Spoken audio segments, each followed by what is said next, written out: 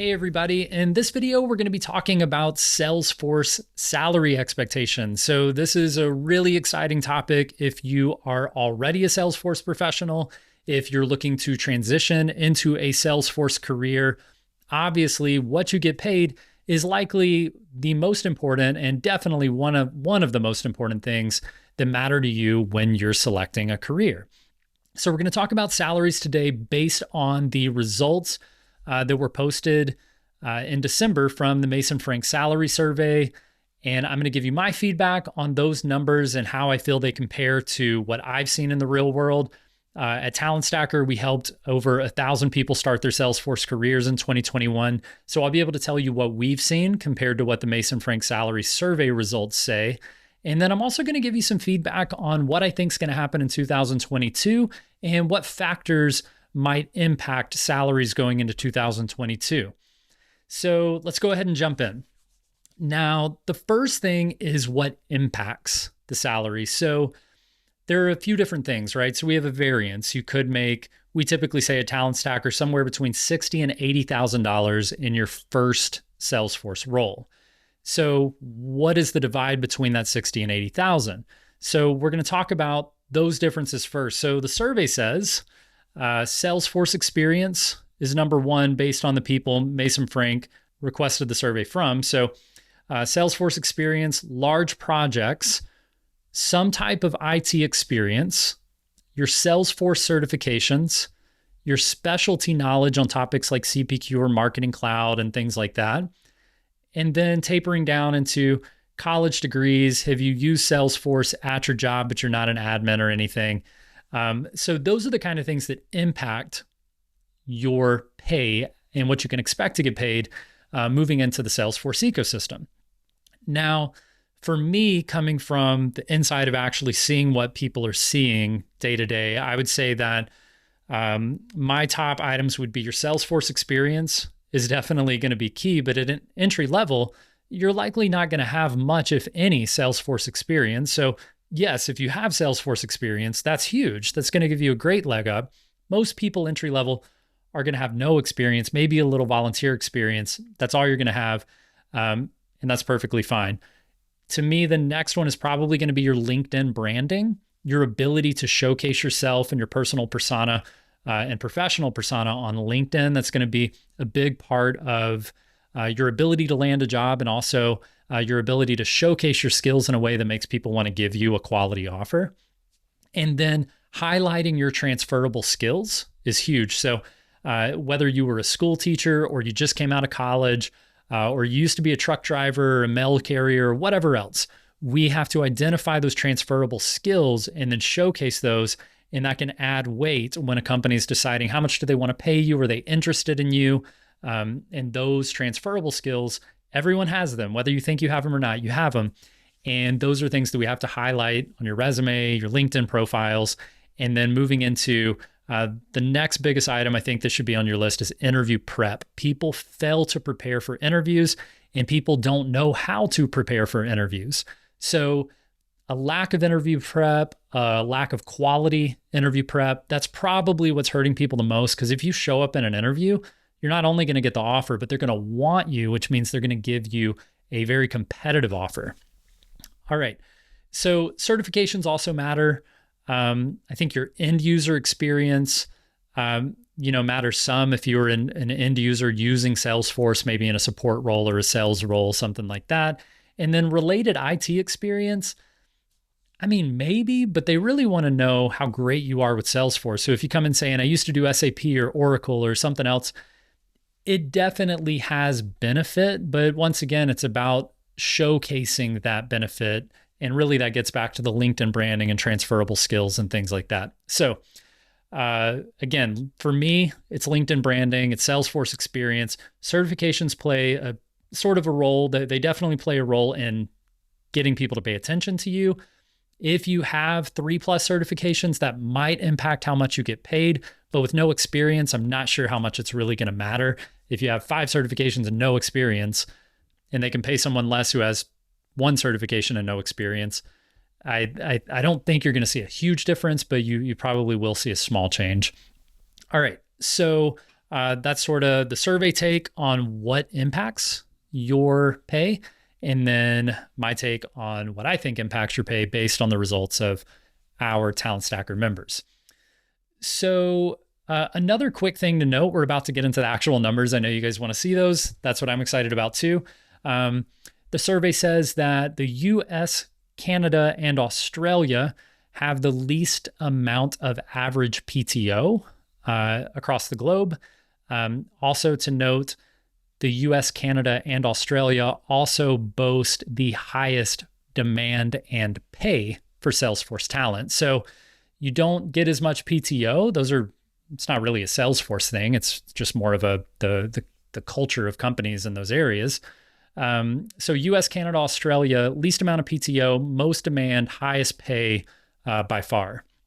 So let's jump into who took this survey, right? So this is really important because when I was reading these numbers, I was like, well, what is this based on? Because Mason Frank historically has taken a lot of flack for people think that they inflate the numbers or something like that to make the salaries look higher. I don't necessarily think that's true. I think you have to understand the data. And when I look at this, it says 6% of the survey participants identified as being junior. Okay, so first keep in mind, that's a small subset of the overall survey participants are junior. And that's what I mainly focus on is junior. Also keep in mind that they sort of compartmentalize or group junior as anyone having 0 to 3 years experience. This is going to be really important. So somebody with 0 years experience and what they get paid compared to somebody with 2 or 3 years experience and what they get paid, there's a big difference there. And I think that's why you're going to see numbers that feel inflated for entry level. It's not really inflated. It's just that they're also considering someone with 2 to 3 years experience entry level.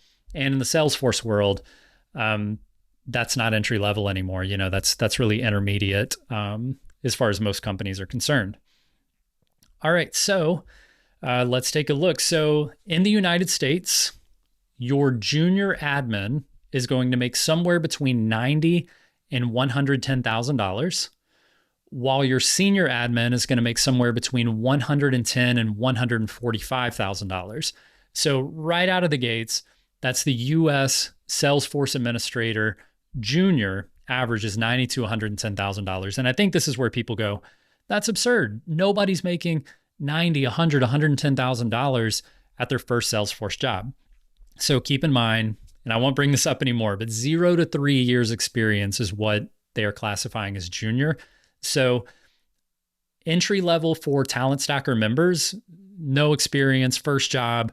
Our average member makes $72,000 at their first role, whether that's an admin, an analyst, a developer, or whatever else, because we place people into admin, analyst, and developer roles, consultant roles, really anything you can imagine. There's an entry level for all of those.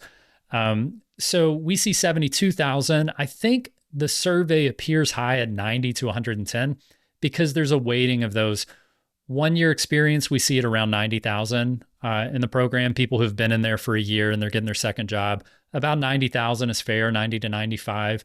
2 years experience, you are around 100. 3 years experience, you're definitely upwards of 100, maybe 110. So I think that's what you're seeing there with the salary survey results at 90 to 110,000 for junior admins. I would say expectations, if this is your first job as a Salesforce professional, no Salesforce experience, no related IT experience, maybe 1-2 certifications at the most, expect right around $70,000 entry-level salary, and for that to move up pretty quickly. When we move to the analyst role, so in the United States, the business analyst role, we see that junior level 95 to 132,000 entry level or junior level, seniors making 132 to 150,000. I think these are fair numbers if you keep all the context that I just mentioned in place. So yeah, 2 to 3 years experience. I think those numbers are fair. They might be a little on the high side, and I'm not exactly sure who takes these surveys. It might be mainly consultants, and consultants tend to get paid a little bit more and those kind of things. So let's move on to Canada. So from the United States, headed over to Canada, Salesforce administrators, junior administrators making $75,000 to $95,000 entry level, and senior administrators making $95,000 to $110,000 senior level. Now, I do think this is a little interesting, and I think the interesting thing here is that from the data that we've seen, the United States, Canada, and we'll get to Australia in just a second, but the United States, Canada, and Australia, I have personally seen very few differences in the salary ranges there. They all seem to be hovering right around that $65,000 to $75,000 entry level for the junior roles. We do have Canada listed here at $75,000 compared to the United States $90,000 on the low end. I don't necessarily think that's true. I think they're very similar. And then if we move down to Australia, sort of skipping ahead here, Australia has the Salesforce Administrator Junior listed at $90,000 to $110,000, which is exactly the same as the United States. And I would completely agree with that. So I think Canada, the survey results are a little on the low end for what we actually saw in 2021 from my perspective. But of course, they surveyed individuals and got some different numbers. So I think it's just important to keep all of that in consideration. But entry level, I would say whether you're in the US, Canada, or Australia, and you're looking for an admin or business analyst role, you're looking at $65,000 to $75,000 entry level USD. And then you can expect after 1 to 2 years to move up to 90 to low 100,000s, especially if you're working for a consultancy. So now let's move on to the UK. And the reason I focus on the UK here is because as far as our members are concerned and the people we serve and the people I see wanting and desiring professional help finding entry-level jobs, it's the United States, Canada, Australia, and the UK. We do see some demand from Central and South America for our program in particular. So I focused on the UK here because that is I would say the fourth highest demand for the program. Administrators in the UK, junior level, 35 to 55,000 USD. Senior, 55 to 70,000. And then moving into the analysts, we see junior analysts making 55 to 75 and senior analysts making 75 to 88. So I think the important thing to point out there is if you are in the UK and you've seen some of the things I've talked about, don't expect to hit this $65,000 to $75,000 entry level range. You're probably looking closer to somewhere between, I would say maybe 35 to 45 USD for those entry level ranges. And then you do move up from there. I think the one surprising thing I do see here is senior level administrators and analysts in the UK, senior level being what I would imagine to be 5+ years is probably what they're looking at here. 55 to 70,000. That doesn't really make sense to me. If you have 5+ years experience in the Salesforce ecosystem, regardless of where you live, you should be able to, if you're making $50,000, $60,000, $70,000, you should definitely look into either looking for a new employer or getting into Salesforce freelancing because you can do that globally.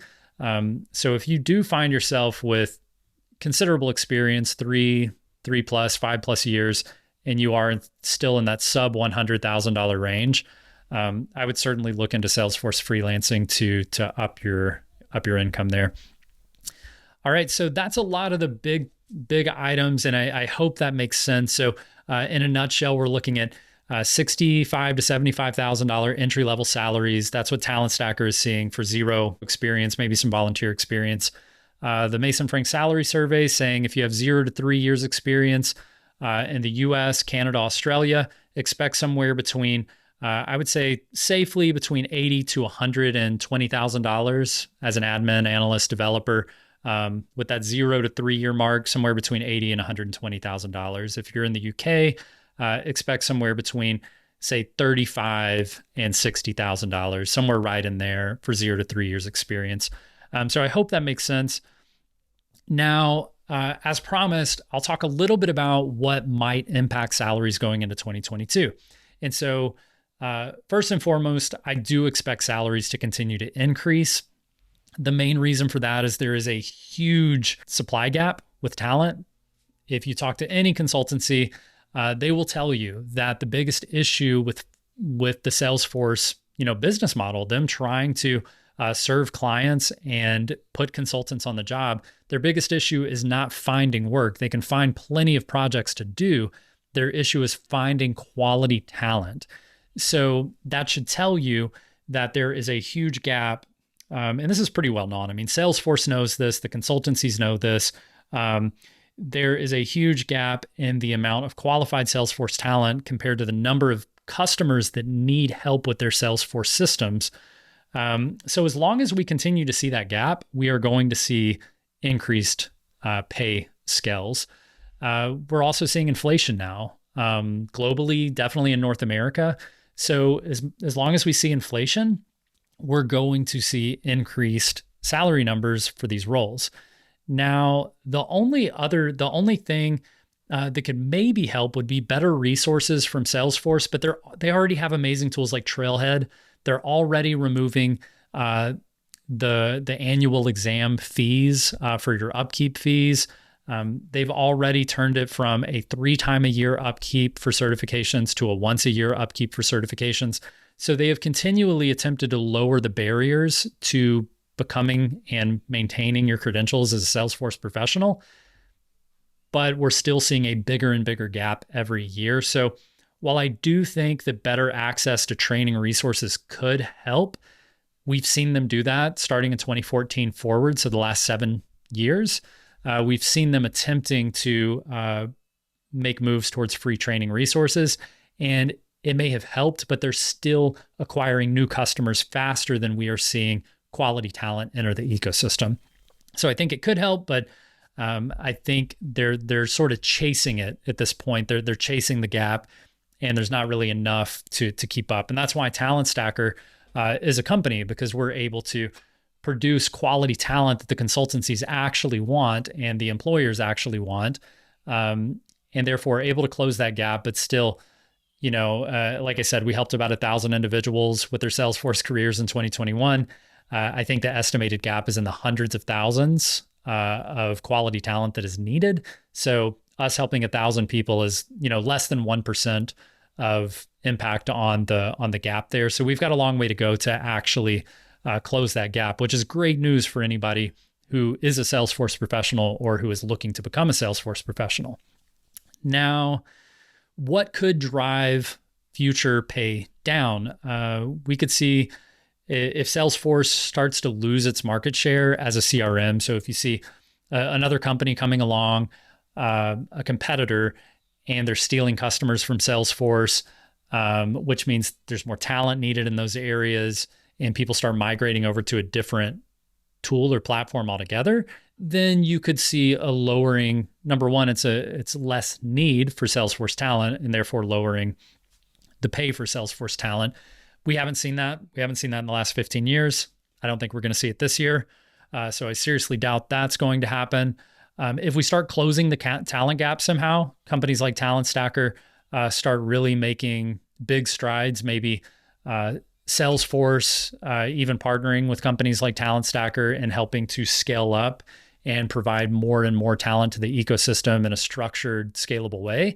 You could see it. I don't see it happening in 2022. There's not enough time. Could I see it in the next 5 years?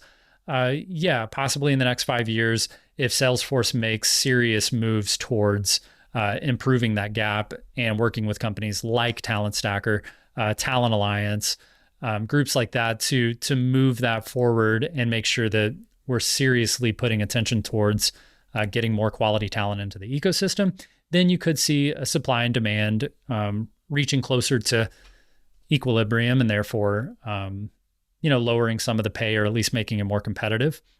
I don't see that happening anytime soon, 3 to 5 years maybe. So I would say safely in 2022, 2023, and forward, we're likely going to see more and more free training resources, more and more quality training resources, and continued higher pay and high demand for Salesforce careers. So I think that's the biggest thing. I just want to say Happy New Year to everybody. We are definitely excited about 2022. Please take a moment to, if you haven't already, check out our 2021 program impact video. We're definitely really excited about the change that occurred in 2021 and the lives that changed and careers that changed for individuals. And we're going to do a lot more of it coming to 2022. And we look forward to seeing your success.